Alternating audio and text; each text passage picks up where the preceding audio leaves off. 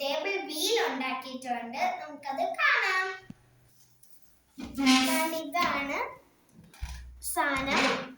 ഒക്കെ ഇതിങ്ങനെ തിരിക്കുമ്പോ കാണാം ഓരോ ടേബിള്.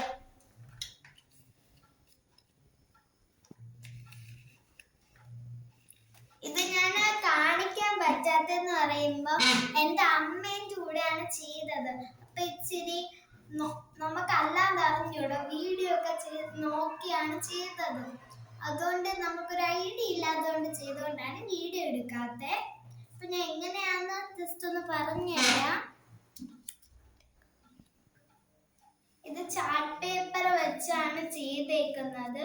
ഇതിനകത്ത് ഓരോ ബട്ടണ് ഒരു കമ്പിയൊക്കെ ആയിട്ട് വെച്ചിട്ടുണ്ട്. കണ്ടോ? ഇതാണ് സാധനം.